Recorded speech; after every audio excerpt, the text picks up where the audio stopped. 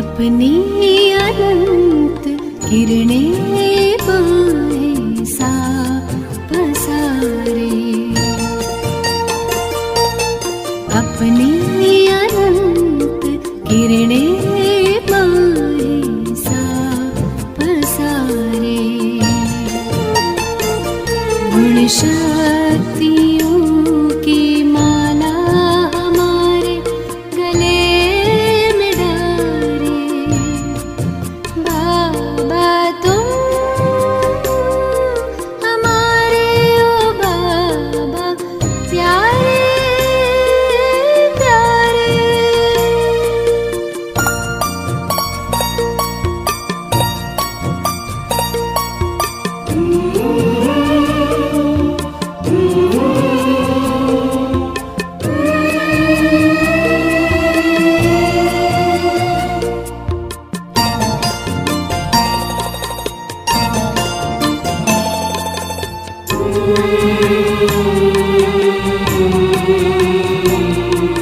शीतल सी ये रश्मियाँ हम पर बिखर रही हैं,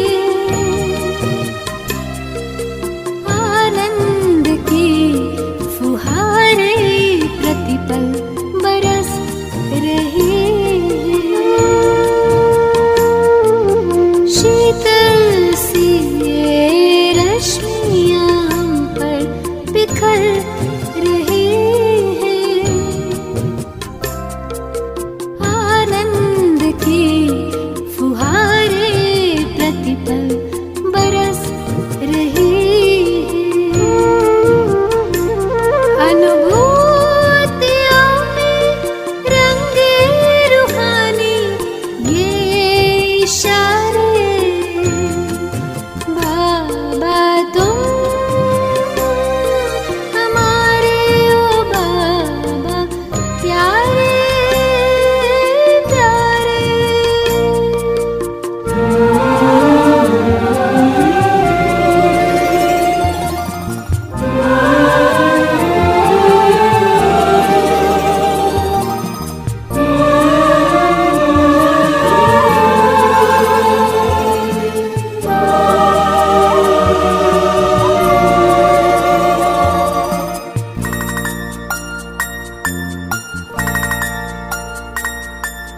जो बीज में है एक विशाल तरवर समाया,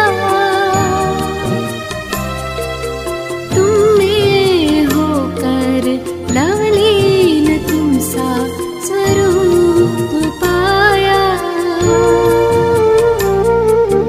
जो बीज में है एक विशाल तरवर समाया, तुम में होकर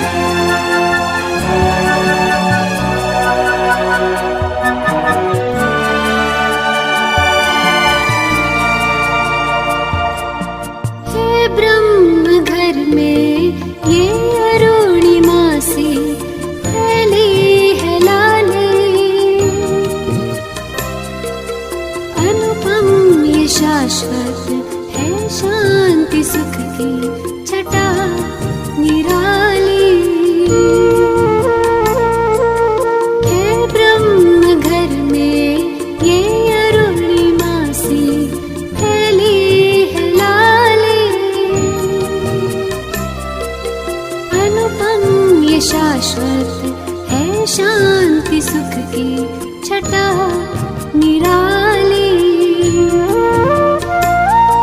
महाचंद्र को चैतन्य तारावली निहारे। बाबा तुम हमारे ओ बाबा प्यारे प्यारे। अपनी अनंत किरणें माहे साफ पसारे। अपनी अनंत किरणें माहे साफ पसारे। गुण शक्तियों की माला हमारे गले में डाले।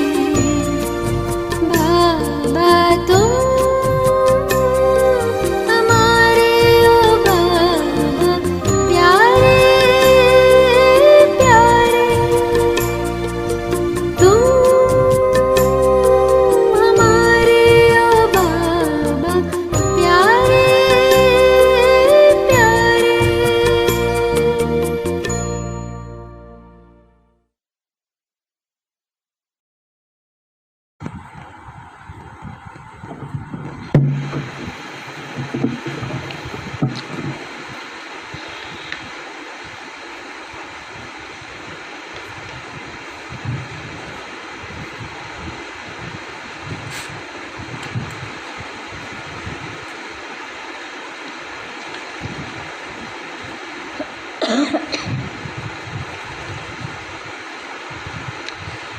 ओम शांति।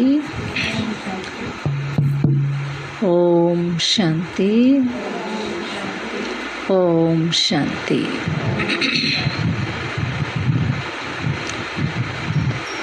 कल बाबा ने कौन सा गुण धारण करने के लिए बोला? मुरली नहीं पड़ी कल? हाँ, दैवी गुण धारण करने हैं। कौन सा?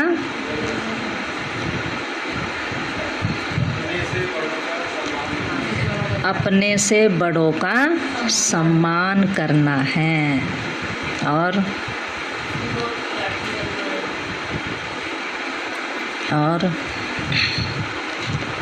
कल बाबा ने कहा ना, हमें निश्चय रखना है किसके ऊपर? अपने भाग्य के ऊपर, है ना? तब तो निश्चिंत बनेंगे ना। तो इसलिए बाबा कहते हैं कि सबसे पहले तो निश्चय की बात है। हमें निश्चय करना है अपने ऊपर भी, बाबा के ऊपर भी, ड्रामा के ऊपर भी निश्चय करेंगे तब हम निश्चिंत हो सकते हैं। और साक्षी होकर देखना हमें, क्योंकि ड्रामा का हर सीन साक्षी होकर देखेंगे तभी हम संतुष्ट रह पाएंगे। चलो, आज बाबा के 9 तारीख के महावाक्य हैं। आज बाबा बोले, मीठे बच्चे, तुम सेंसिबल बने हो तो कमाई का बहुत बहुत शौक रहना चाहिए। कौन सी कमाई का? विनाशी या अविनाशी?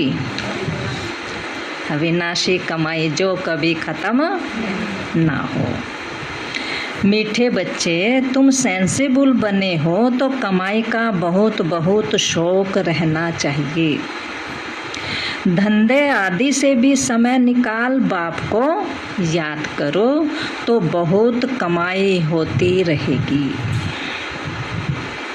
प्रश्न आज बाबा ने पूछा, तुम बच्चों को अभी कौन सी ऐसी श्रीमत मिलती है जो कभी नहीं मिली है? मिली कभी?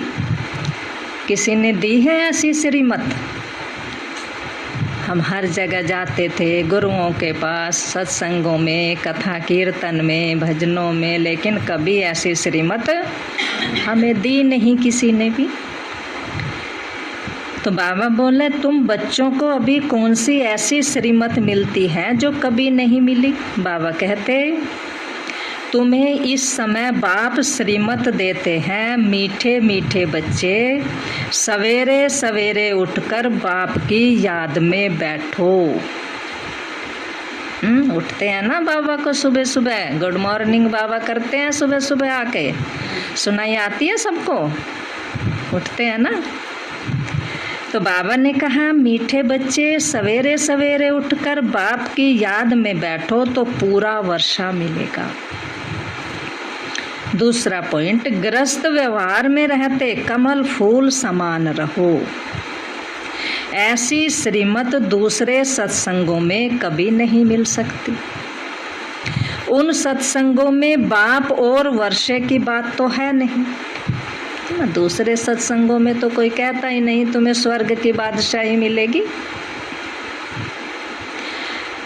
गीत आज दिया है बाबा ने, तुम ही हो माता पिता, तुम ही हो बंधु सखा, तुम ही हो। तो बाबा से सब संबंध निभाते हैं। ओम शांति। इस भारत में खास और सारी दुनिया में आम अनेक प्रकार के सत्संग होते हैं। ऐसे कोई भी सत्संग या चर्च या मंदिर नहीं होगा जहां मनुष्यों की बुद्धि में हो कि हम ये वर्षा पा रहे हैं। कहीं भी चले जाओ, यहाँ तुम बैठे हो सभी सेंटर्स में अपने अपने बेहद बाप की याद में बैठे हैं ना। इस विचार से कि हम अपने बाप से सुख धाम का वर्षा पा रहे हैं, यही सोच कर बैठते हैं ना। ऐसे और कोई सत्संग व चर्च आदि में नहीं समझेंगे। तुम बच्चों की बुद्धि में ही है। तुम बच्चे जानते हो कि हम बेहद के बाप की याद में बैठे हैं। नई दुनिया स्वर्ग का वर्षा ले रहे हैं। सब बच्चे एक बाप से वर्षा ले रहे हैं। इतने ढेर बच्चे वृद्धि को पाते रहते हैं। सबको श्रीमत मिलती है ना। आज बाबा ने कौन सी श्रीमत दी? सबसे पहले क्या करना है? सवेरे सवेरे उठ करके बाप को याद। तो बाबा ने कहा सबको श्रीमत मिलती है, बच्चे सवेरे उठकर बाप को याद करो। हम बाबा से ये वर्षा लेने आए हैं। हम उस बाप के बने हैं। आत्मा को अब पहचान मिली है बाप से, है ना। अब पहचान मिली है, पहले तो हमें पता ही नहीं था हम कौन है। बाप डायरेक्शन देते हैं, मुझे याद करो और गृहस्थ व्यवहार में रहते हुए कमल फूल समान पवित्र बनो। सबको यहाँ आकर बैठना तो है, बाबा कहते हैं। स्कूल में पढ़कर फिर अपने अपने घर चले जाते हैं। हर एक बच्ची बच्चा अपने टीचर से वर्षा पा सकता है। यह भी ऐसे ही है। रोज पढ़कर फिर घर में जाकर भल धंधा आदि करो। बाबा ने कहा पढ़ो, बाबा के पास आओ, फिर जाकर के अपना धंधा करो। तुम गृहस्थ व्यवहार में भी हो और फिर स्टूडेंट भी हो, है ना। बाबा के स्टूडेंट है ना हम। गृहस्थ व्यवहार में रहते कमल फूल समान रहना है, ऐसे कोई सन्यासी आदि नहीं कह सकते। बाबा कहते हैं यहाँ तुम प्रैक्टिकल में बैठे हो। गृहस्थ व्यवहार में रहते पवित्र बनते हो। पवित्र बनकर परमपिता परमात्मा को दूसरे कोई याद कर नहीं सकते। पता ही नहीं है किसी को भी। भल गीता सुनते हैं, पढ़ते हैं, परंतु याद तो नहीं करते ना। कथनी और करनी में बहुत फर्क हो जाता है। कहते कुछ है और कर पढ़ते तो वही हैं। गीता के श्लोक हैं सब सच्चे, लेकिन उनका अर्थ अपनी बुद्धि के अनुसार बता दिया है सबने। तुम जानते हो हमारा बाप नॉलेजफुल है। उसमें सारे ड्रामा चक्र की नॉलेज है।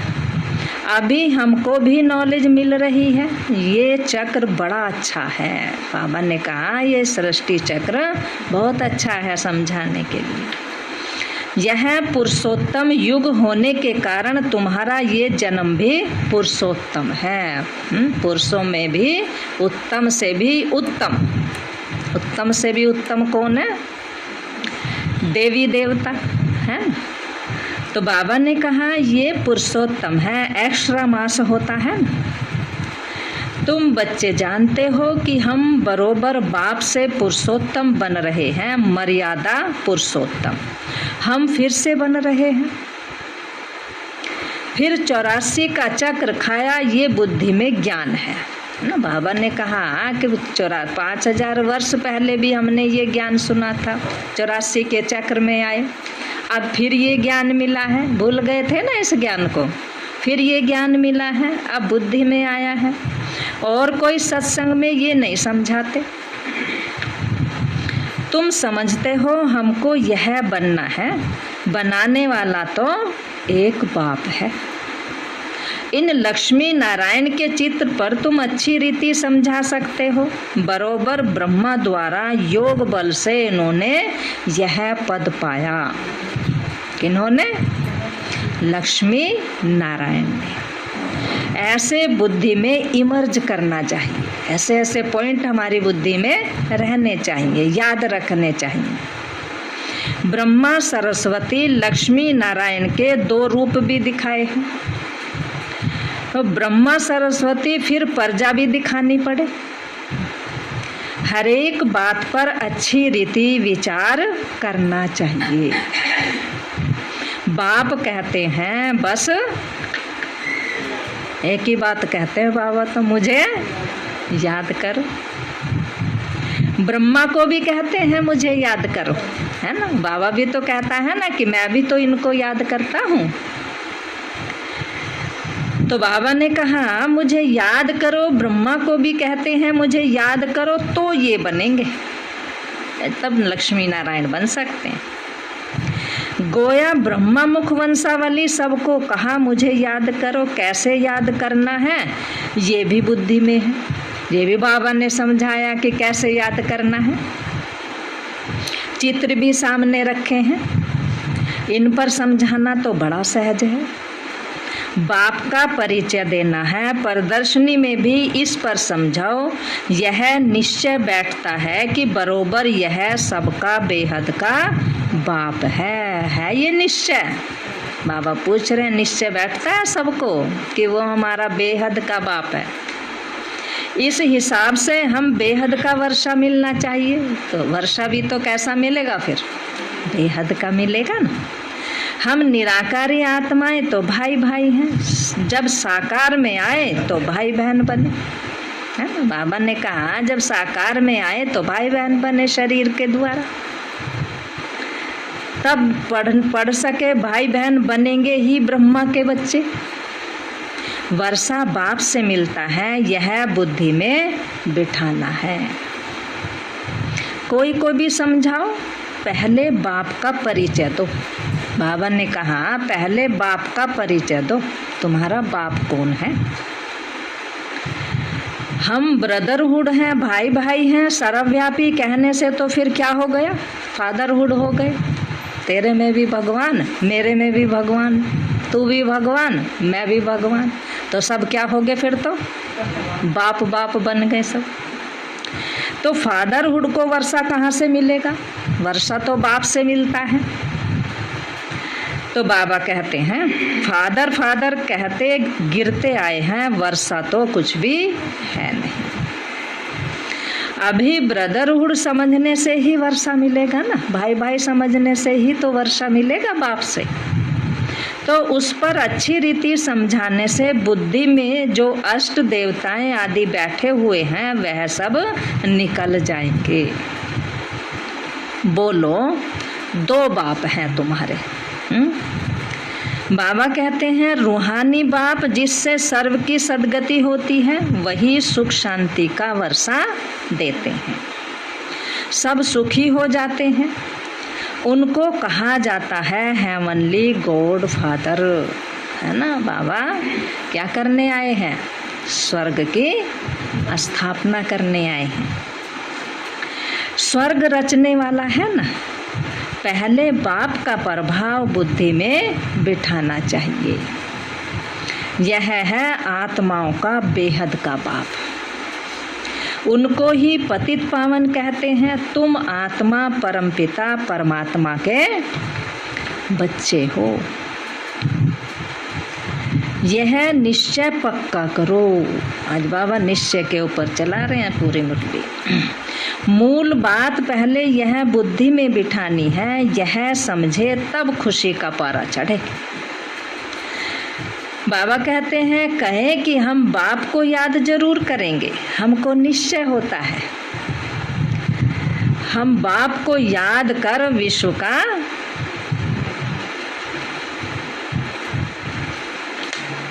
क्या बनेंगे?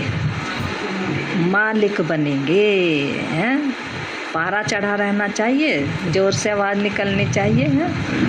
पारा चढ़ेगा तो जोर से आवाज निकलेगी, नहीं तो फिर।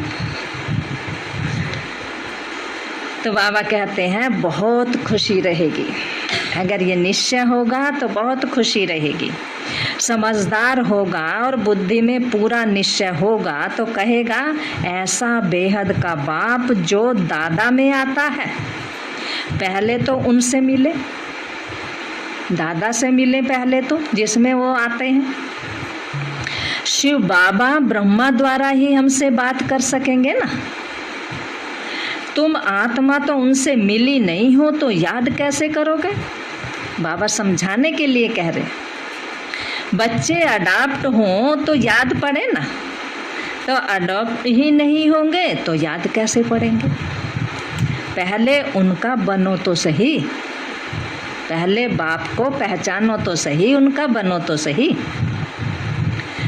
तो बाबा ने कहा ऐसे बाप के साथ तो झट मिल जाना चाहिए। बाप भी यही पूछेंगे तुम अपने को आत्मा समझते हो? बाबा पूछते थे जब जाते थे, कौन हो तुम? हैं? कितनी बार आए हो यहाँ पर? तो जिन्हें थोड़े समझ नहीं होती थी ना पहले, तो कहते थे बाबा हम तो पहली बार आए हैं। तो बाबा कहते थे अच्छा, तुम्हारी टीचर जो है उन्होंने समझाया नहीं अभी अच्छी तरह से। तो बाबा कहते हैं बाप भी यही पूछेंगे तुम अपने को आत्मा समझते हो? मैं तुम आत्माओं का बाप हूँ। शिव बाबा तुमसे बात कर रहे हैं, मेरी आत्मा का बाप सो तुम्हारा भी बाप। वह पूछते हैं तुमको निश्चय है कि सब आत्माओं का बाप बरोबर एक ही है, वही वर्षा देंगे। बाबा ने कहा पवित्र भी बनना है, सिवाय उनके और सब भूल जाना है। तुम आत्मा घर से नंगी आई थी, कोई भी देह संबंध नहीं था। जब आत्मा आती है तो कोई संबंध होता है? आत्मा जब शरीर में प्रवेश करे, बड़ी हो, तब उनको समझाया जाता है कि ये तुम्हारा बाबा है, ये फलाना है, ये है। आत्मा तो सब संबंधों से न्यारी है ना। आत्मा चली जाती है तो कहा जाता है ना आप मुए मर गई दुनिया। आत्मा गई, सब संबंध खत्म, बंधन रहित हो जाती है, कोई बंधन ही नहीं होता आत्मा। जब तक दूसरा शरीर मिले, माता के गर्भ में जाकर बाहर निकले, समझदार हो, फिर है संबंध की बात। तो जब थोड़े बड़े हो जाते हैं बच्चे, तो यहाँ भी तुम बच्चों को समझाना है। बाबा कहते हैं जीते जी सब कुछ भूल जाना है। सब कुछ भूल जाएं। अब सब कुछ भूल जाएं तो सब कहेंगे ये तो कैसा सत्संग है इनका, सब कुछ भूल गए, तो किसी को भी याद नहीं करते, मिलते भी नहीं है ना। बाबा ने कहा हमें बुद्धि से ये सारे काम करने, प्रैक्टिकल में नहीं करने हैं। बाबा बुद्धि की सारी बातें बताते हैं कि हमें बुद्धि से समझना है। तो बाबा कहते हैं तो यहाँ भी तुम बच्चों को समझाना है, जीते जी सब कुछ भूल जाना है। एक बाप को याद करना है, यह है अव्यभिचारी याद, है ना। और आज है व्यभिचारी याद। इसको ही योग कहा जाता है। आज तो देखो सबको कहते हैं ना हमारे घर में तो सब भगवान है, हम तो सबको मानते हैं, सारे भगवान है, बहुत सारे भगवान हैं। लेकिन बाबा ने कहा याद तुम्हें एक को करना है, इसे ही योग कहा जाता है। यहाँ तो मनुष्यों को अनेकों की याद रहती है, तुम्हारी है अव्यभिचारी याद। आत्मा जानती है कि ये सब शरीर के संबंध खत्म हो जाते हैं। हमारा संबंध एक बाप के साथ है। बाप को जितना याद करेंगे उतने विकर्म विनाश होते जाएंगे। ऐसे नहीं कि मित्र संबंधियों को याद करने से कोई विकर्म विनाश होंगे याद करने से और ही विकर्म होते जाते हैं।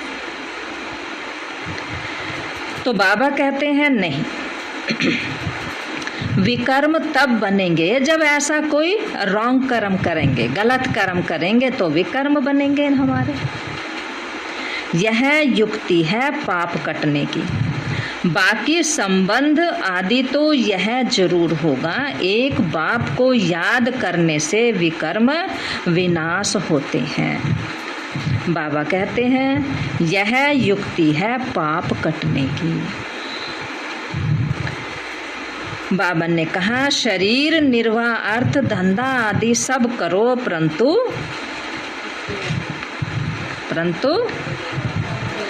जितना टाइम मिले बाप को याद करते रहो तो खाद निकल जाएगी, विकर्म विनाश हो जाएंगे। मूल बात ही यह है। अंदर में ही विचार करो कि पतित से पावन कैसे बने। विचार हमारे चलते रहने चाहिए। बाप को याद करना पड़े, ग्रस्त व्यवहार में रहना है। सन्यासी लोग भी शरीर छोड़ फिर गृहस्थियों के पास जाकर जन्म लेते हैं ना। ऐसे तो नहीं जन्म जन्मांतर के लिए पावन बन जाते हैं, है? जो सन्यासी हैं वो पवित्र रहते हैं, लेकिन जन्म तो फिर भी गृहस्थी में जा कर लेंगे। बाबा कहते हैं वाइसलेस वर्ल्ड तो अभी कोई है नहीं, यह तो विशेष वर्ल्ड है। इसलिए क्या कहते हैं महाकलयुग, घोर कलयुग। इनसे कोई निकल नहीं सकता। विशेष वर्ल्ड में रहने के कारण कुछ ना कुछ खामी तो जरूर है, सब में कोई ना कोई कमी है। बाकी दुनिया तो है ही दो, विशेष वर्ल्ड और वाइसलेस वर्ल्ड। आज विशेष वर्ल्ड है तो वाइसलेस नहीं है, जब वाइसलेस होता है तो विशेष नहीं होता है, जब स्वर्ग होता है तो नरक नहीं होता। अब नरक है तो कोई कहेगा कहीं स्वर्ग है। बाबा कहते हैं पावन दुनिया में देवताएं रहते थे तो समझाने में बहुत सहज होगा। इस पतित दुनिया का अभी विनाश होना है। विनाश होने के पहले बेहद बाप से वर्षा लेना है। बाबा कहते हैं देह के संबंध छोड़ अपने को आत्मा निश्चय करो। निश्चय पक्का होना चाहिए। बाबा ने आज बार बार अटेंशन खिंचवाया है। निश्चय करो और बाप को याद करो तो तुम पावन बन जाएंगे। बाप कहते हैं तुम मुझे पतित पावन कहते हो ना। गंगा में डुबकी लगाने वाले तो बहुत हैं, पावन बने। नीचे ये ब्रह्मा और ब्रह्मा कुमार कुमारियां तपस्या कर रहे हैं, ऐसे थोड़ा ही कि पावन बन जाएंगे। प्रदर्शनी में समझाना बहुत अच्छी तरह पड़ता है, तो प्रजापिता तो यहाँ चाहिए ना। नीचे ये ब्रह्मा और ब्रह्मा कुमार कुमारियां तपस्या कर रहे हैं, तो ये बात अच्छी रीति समझानी चाहिए। किसको भी जिगरी समझाना है ना, दिल से समझाना है। जिसे भी समझाओ, ये नहीं ऊपर ऊपर से हमने तो समझा दिया, समझ में आए इसकी ना आए उसकी मर्जी, है ना। नहीं, जब हम दिल से समझाएंगे तब उसके दिल तक वो बात पहुँचेगी। बाबा ने कहा बित बित करने से तो बदनाम कर देंगे, हैं? बाबा कहते हैं अगर देखो हम कहाँ मूंझते हैं तो कहो अच्छा थोड़ा ठहरो, हम दूसरी बहन को भेजते हैं समझाने के लिए। जैसे कोई प्रश्न बड़े करते हैं, भक्ति में तो बहुत प्रश्न होते हैं ना, तो वो पूछते रहते हैं, लेकिन कई ऐसे थोड़ा सा वो होती हैं बहनें, समझ नहीं आता या उनका जवाब नहीं मिलता, तो उन्हें अपनी तरफ से कोई जवाब नहीं देना चाहिए, क्योंकि बाबा कहते हैं कि ऐसे हमें जवाब नहीं दो, उनसे कह दो कि हम अपनी बड़ी बहन को अभी बुलाते हैं, आपके सवालों का जवाब वो देंगी। 1-2 से तीखे होते हैं ना सब। प्रदर्शनी मेले में जांच करनी चाहिए कि ठीक समझाते हैं, कोई डिबेट तो नहीं करते हैं। बाबा ने कहा गेट पर भी पहचान वाला चाहिए। अनेक प्रकार के आते हैं ना, बड़े आदमी को जरूर रिगार्ड देंगे, फर्क तो जरूर रहेगा। बाबा ने कहा इसमें ये नहीं आना चाहिए कि इन पर प्यार है इन पर नहीं, ऐसा नहीं होना चाहिए, फिर तो द्वैत दृष्टि है। नहीं, इनको द्वैत नहीं कहा जाता। समझते हैं यहाँ बड़े आदमी की खातिर की जाती है ना, ऐसी दृष्टि हमारी नहीं होनी चाहिए। सर्विसेबल की खातिरी करेंगे ना, कोई ने मकान बना कर दिया है तो उसकी खातिरी तो जरूर करनी होगी ना, तुम्हारे लिए ही तो मकान बने हैं। जो मेहनत कर राजा बनते हैं तो प्रजा ऑटोमेटिकली खातिरी करेगी ना उनकी। बाबा ने कहा कम दर्जे वाले से ऊंच दर्जे वाले की खातिरी तो अवश्य करनी चाहिए। बेहद के बाप की सारी दुनिया की आत्माएं बच्चे हैं, सब उस बाप के बच्चे हैं, परंतु जन्म लिया है भारत में। भारतवासी जो पहले बहुत ऊंच थे और अब सबसे नीचे बन गए। तो बाप कहते हैं मैं आया हूं तुम्हें पढ़ाने के लिए, मैं भारत में आता हूं तो सबका कल्याण हो जाता है ना। बाबा कहते हैं ना तेरे बहाने सबका भला, तुम बच्चों के बहाने सब आत्माओं का कल्याण हो जाता है ना। इन पर्टिकुलर इन जनरल तो होता है ना। बाबा कहते हैं अभी भारत ही नरक है, फिर भारत ही स्वर्ग बनना है। तो भारत में ही तो जाएंगे ना, और जगह जाकर क्या करेंगे। भारत में ही भक्ति मार्ग में पहले पहले सोमनाथ का बड़ा आलीशान मंदिर बनाया था, है ना। मंदिर वगैरह भी ये क्या है, भारत में ही है ज्यादा।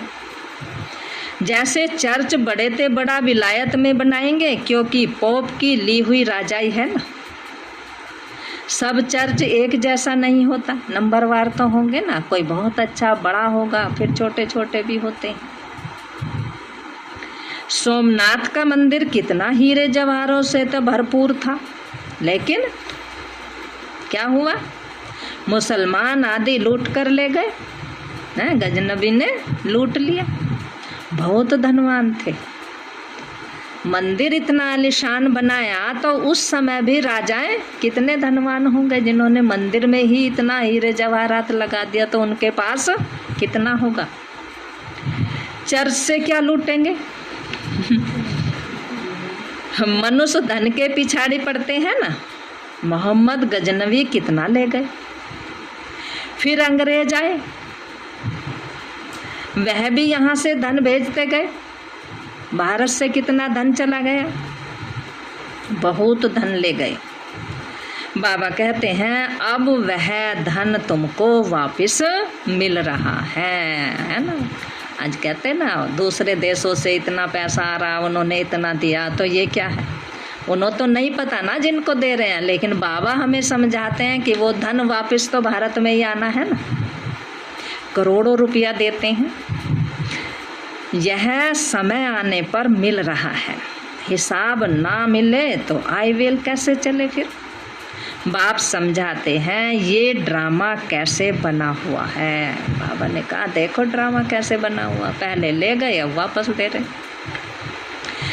ये लेन देन का हिसाब कैसा है। फिर भी तुम बच्चों को अब स्वर्ग का मालिक बनना है, ये वर्ल्ड की हिस्ट्री ज्योग्राफी कैसे चक्कर लगाती है, वह भी बच्चों को समझाया है। फिर भी कहते हैं बच्चे, क्या कहते हैं बाबा, एक ही बात कहते हैं बाबा, क्या? मन मना भव। ये सब रिपीट होगा, हर चीज सतो से तमो प्रधान बन जाएगी। दिन में धंधा धोरी आदि करते हो वह टाइम छोड़ो, बाकी जितना टाइम मिले उसमें मुझे याद करो ना। चलो धंधा धोरी करते हो, सबके अपने अपने काम है, घर गृहस्थी है, लेकिन बाबा ने कहा कुछ तो टाइम मिलता है ना। धंधे आदि में भी कभी कभी टाइम मिलता है। कईयों की ऐसी सर्विस होती है सिर्फ सही की कला खलास, ऐसे भी बहुत फ्री रहते हैं, साइन करे और सारा दिन छुट्टी। बड़े बड़े अफसर। फिर भी रात तो अपनी है ना। दिन में शरीर निर्वाह के लिए कमाई करते हो, रात को फिर ये कमाई करो, सुबह उठ के करो। सुबह सुबह तो कोई नहीं जाता, इसलिए बाबा कहते हैं ऐसा समय मैंने दिया हुआ है, उसमें तुम कह ही नहीं सकते हमें फुर्सत नहीं है। कह सकते हैं 4 बजे हमें फुर्सत नहीं है। यह है भविष्य 21 जन्मों के लिए। कहा जाता है 1 घड़ी आधी घड़ी जितना हो सके उतना बाप की याद में रहो तो तुम्हारी बहुत कमाई जमा हो जाएगी। सेंसिबल जो होगा वे समझेगा बरोबर बहुत कमाई कर सकते हैं। कोई कोई तो चार्ट भी लिखते हैं, हमने इतना समय याद किया। अज्ञान काल में कोई अपनी दिनचर्या लिखते हैं, तुम भी तो चार्ट लिखते हो, अटेंशन रहेगा। तो बाबा कहते हैं चार्ट लिखना चाहिए, अपना याद रहता है, अटेंशन भी रहता है चार्ट से कि आज तो हमने इतना याद, कल इतना याद किया, आज तो याद ही नहीं किया, तो फिर थोड़ा ध्यान जाएगा उधर। तो बाबा कहते हैं देखो कोई टाइम वेस्ट तो नहीं हो रहा हमारा, कोई विकर्म तो नहीं किया। चेक करो कि हमने आज कोई विकर्म तो नहीं किया। अच्छा, मीठे मीठे सिकील दे बच्चों प्रति माता पिता बाप दादा का याद प्यार और गुड मॉर्निंग। रूहानी बाप की रूहानी बच्चों को नमस्ते। रूहानी बच्चों की रूहानी बाप को नमस्ते बाबा, नमस्ते। धारणा के लिए मुख्य सार है। आज बाबा ने कहा किसी भी देहधारी को याद कर अपना टाइम वेस्ट नहीं करना है। किसी भी देहधारी को याद कर अपना टाइम वेस्ट नहीं करना है। ऐसा कोई रॉन्ग कर्म ना हो जो विकर्म बन जाए, ऐसा कोई हमें गलत कर्म नहीं करना है। दूसरा पॉइंट है जीते जी सब कुछ भूल एक बाप को याद करना है। जीते जी सब कुछ भूल एक बाप को याद करना है। शरीर निर्वाह अर्थ कर्म भी करना है, साथ साथ सेंसिबल बन रात में भी जाकर यह अविनाशी कमाई करनी है। याद का चार्ट रखना है। आज बाबा ने बता दिया याद का चार्ट रखो, वरदान आज बाबा ने दिया है। बेहद की वैराग वृत्ति द्वारा नष्टो मोहा स्मृति स्वरूप बनने वाले अचल अडोल भव। बेहद की वैराग वृत्ति द्वारा नष्टो मोहा स्मृति स्वरूप बनने वाले अचल अडोल भव। अचल अडोल कब बनेंगे? जब स्मृति स्वरूप में रहेंगे। और स्मृति स्वरूप में कब रहेंगे? जब नष्टो मोहा बनेंगे। बाबा ने कहा जो सदा बेहद की वैराग वृत्ति में रहते हैं वह कभी किसी भी दृश्य को देख घबराते व हिलते नहीं हैं, सदा अचल अडोल रहते हैं।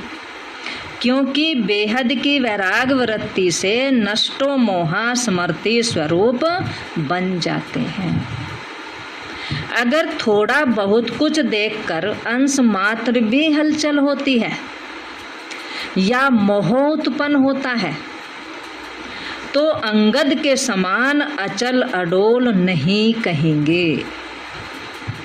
बेहद की वैराग वृत्ति में गंभीरता के साथ रमणीकता भी समाई हुई है। बेहद की वैराग वृत्ति में गंभीरता के साथ रमणीकता भी समाई हुई है। स्लोगन बाबा ने दिया, राज अधिकारी के साथ साथ बेहद के वैरागी बनकर रहना यही राज ऋषि की निशानी है। राज अधिकारी के साथ साथ बेहद के वैरागी बनकर रहना यही राज ऋषि की निशानी है। आज बाबा ने निशानी बता दिया, हम कौन हैं? राज ऋषि, है ना। राज ऋषि माना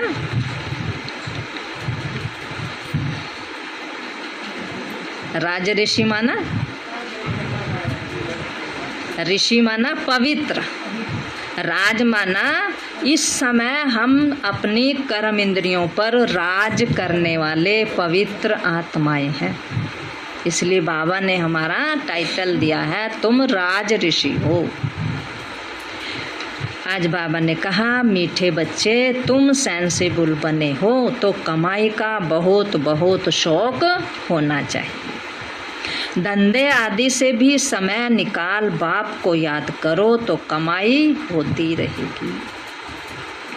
प्रश्न बाबा ने दिया आज, तुम बच्चों को अभी कौन सी ऐसी श्रीमत मिलती है जो कभी नहीं मिली? बाबा बोले, तुम्हें इस समय बाप श्रीमत देते हैं। मीठे बच्चे सवेरे सवेरे उठकर बाप की याद में बैठो तो पूरा वर्षा मिलेगा। दूसरा पॉइंट बाबा ने दिया, गृहस्थ व्यवहार में रहते कमल फूल समान रहो। ऐसी श्रीमत दूसरे सत्संगों में कभी मिल नहीं सकती। उन सत्संगों में बाप और वर्षे की तो बात है ही नहीं। अच्छा, और गीत कौन सा था? तुम ही हो माता पिता प्रभु। भी बाबा को भोग लगाएंगे सभी।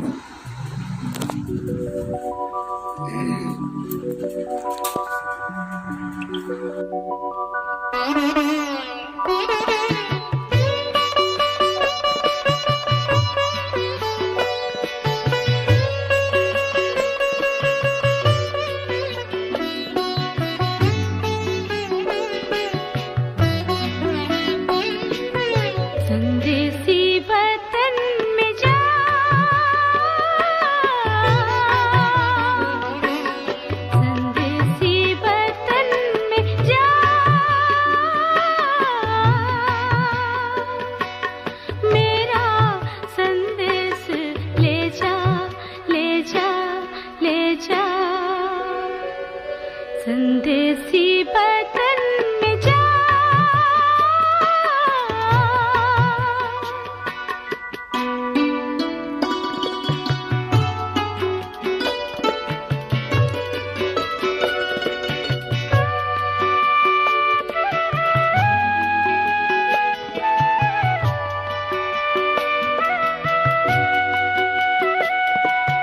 पांचों तत्वों के पार जाना, मिलेगा वहाँ वतन एक सुहाना, फरिश्तों की ये वो नगरिया,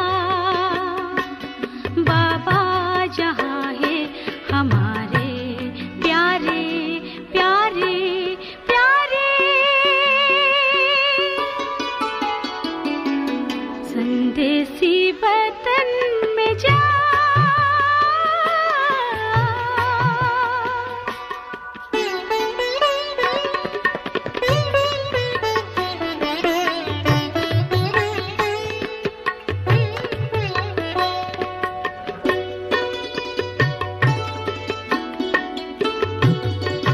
उस वतन में अव्यक्त भाषा नैनों से बोलेंगे मेरे